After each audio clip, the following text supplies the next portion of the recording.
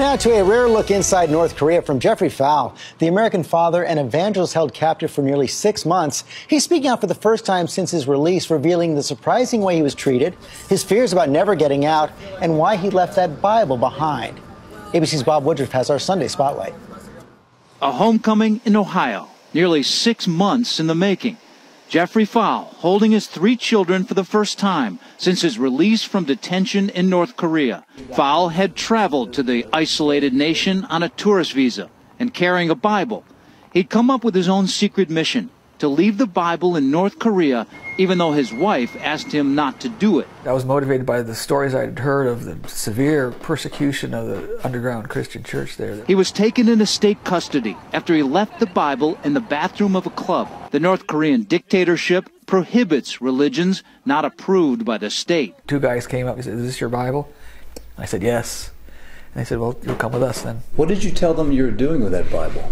I admitted that I was going to leave it behind for hopefully a Christian to find. And while North Korea is notorious for its brutality towards political prisoners, surprisingly, Fowle said his jail was a luxury hotel, Yanggakdo, which is where I have stayed at several times during my trips as a journalist. How did they treat you physically? Physically, I was not abused at all. I had 3 meals a day. And after I was there for about 2 weeks straight, that my interpreter would go out with me for about a 30 or 40-minute walk. In July, Fowle spoke from his detention in North Korea, also known as the DPRK. I apologize to the people, government of the United States, as well as to the people and government of the DPRK.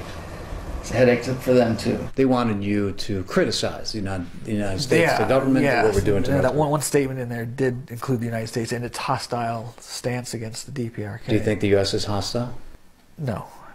So you had to say something you don't believe. Yeah. He is the 3rd American to be held by North Korea recently. Still in custody, Matthew Todd Miller and Kenneth Bay, a Christian missionary sentenced to 15 years hard labor for anti-state activities. Why is it that you were let go and not Miller and Bay? I ask that same question myself every day. Back home outside Dayton, Fowle vows no more secret missions.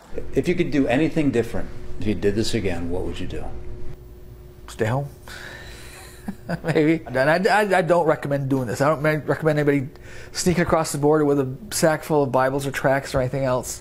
His family is just glad to have him home again. For this week, Bob Woodruff, ABC News, Lebanon, Ohio. Thanks to Bob for that. And now we honor our fellow Americans who serve and sacrifice. This week, the Pentagon announced the deaths of 2 service members supporting our operations in Iraq and Afghanistan.